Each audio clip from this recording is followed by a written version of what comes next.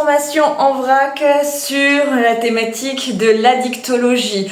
Oui, c'est un sujet, mon Dieu, qui fait polémique à chaque fois parce que vous confondez souvent addiction et passion et ça n'a rien à voir. Bien sûr que des passions peuvent aller vers de l'addiction, mais je vous le rappelle que quand on parle d'addictologie, quand on parle de toutes les problématiques d'addiction, on ne vous interdit pas d'être passionné.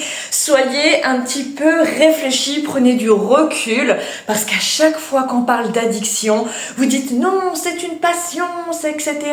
On peut être addict au jeu, être passionné de jeu et même en faire son métier, ça n'a rien à voir. On peut être passionné de sport et voilà que ça nous apporte énormément de choses dans la vie. Je le suis moi-même, passionnée de sport. Je suis artiste professionnelle également à côté en danse sportive et on n'est pas obligé d'être addict. Voilà, c'est très différent d'être passionné parce que ça nous apporte quelque chose de plus, alors qu'une addiction amène une problématique. Un même sport, un même produit, un même comportement peut être très différent chez une personne et c'est pas parce que vous pouvez consommer de l'alcool de temps en temps et que vous n'êtes pas addict parce que vous êtes par exemple passionné des vins que d'autres n'ont pas cette problématique. Donc vraiment, prenez soin des gens qui ont aussi ce souci-là. Ne vous focalisez pas sur vous, enlevez votre ego et réfléchissez tout simplement au fait que ce qui vous concerne vous n'est pas forcément quelque chose qui est concerné par les autres.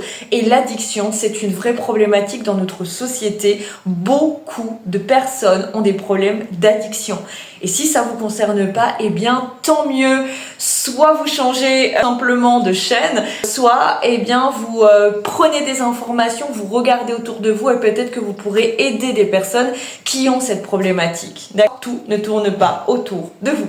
Évidemment, dans les informations en vrac, on va parler des nouvelles addictions, les nouveaux types d'addictions. Évidemment, on va parler des réseaux, de tout ce qui est numérique. Vous avez bien conscience aujourd'hui que oui, l'évolution technologique, elle est hyper intéressante. Il y a plein de choses super fun à faire, à apprendre. On peut gagner du temps, mais malheureusement, l'addiction numérique, elle est aussi importante à prendre en compte. L'addiction aux écrans et au téléphone, cette grosse problématique chez les jeunes et on voit des gros problèmes de concentration, des problèmes dans la vie sociale, donc relationnelle et émotionnelle liés à ces addictions. Vous allez me dire, oui, mais tout ça, c'est pas reconnu parce que c'est pas des produits. Eh bien si, le stress numérique a été reconnu officiellement. On va parler même de manifestations, FOMO, nomophobie, vibration fantôme et tout ceci, ça a déjà été enquêté dans le monde du travail. Si on reste dans ce cadre-là, on va bien sûr parler de tout ce qui est le fait de scroller. C'est tellement facile de regarder plein de vidéos courtes, envoyer au cerveau énormément d'informations dans le plus court terme possible. Donc oui, ça aussi, ça amène une addiction. Bien sûr, parler métaverse. Et évidemment, je le rappelle, si vous êtes passionné, s'il y a des choses que vous créez, que c'est artistique, c'est super, c'est génial, mais on parle pas de ça. Faites toujours bien la différence. Même des taux de suicide qui ont augmenté liés à tout ce qui est métaverse, tout ce qui concerne les vies virtuelles. Malheureusement, on a beaucoup de jeunes qui se coupent en fait de la réalité, qui vivent à travers des personnages qui perdent aussi des références, donc des limites identitaires et donc c'est quelque chose qui doit aussi être pris en compte. Je vous le rappelle, l'addictologie n'est en aucun cas contre les produits, les comportements, l'amusement, les passions, tout ce qui concerne les jeux, le fait de pouvoir évoluer. On n'a pas du tout cette problématique-là parce que souvent vous opposez, alors que ce n'est pas opposé. L'addictologie, c'est pouvoir accompagner le sujet, que ce soit un enfant, un ado ou un adulte, dans sa vie à travers l'évolution de la société sans dépasser les limites qui seraient dangereuses pour la survie du sujet.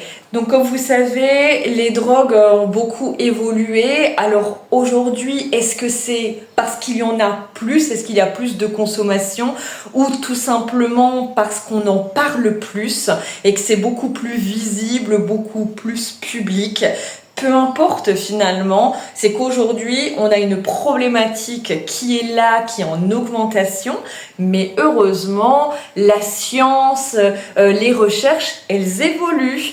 Et concernant le cannabis, il y a une nouvelle piste. Retenez bien ça, une nouvelle molécule, le AEF 117, qui est actuellement travaillée pour traiter l'addiction au cannabis. Elle module le récepteur CB1 qui permettrait de moins consommer, simplement parce qu'elle réduit l'envie. L'objectif n'est pas forcément d'être fixé sur le sevrage, mais c'est de pouvoir se détacher de l'addiction et de travailler sur l'amélioration de l'humeur. On a également d'autres évolutions au niveau de l'addictologie et notamment dans la prise en charge thérapeutique. Je vais vous parler de la psychothérapie assistée psychédélique.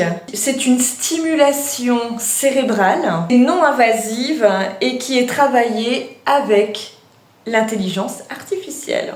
On peut y être addict, mais aussi on peut utiliser les outils pour sortir de l'addiction.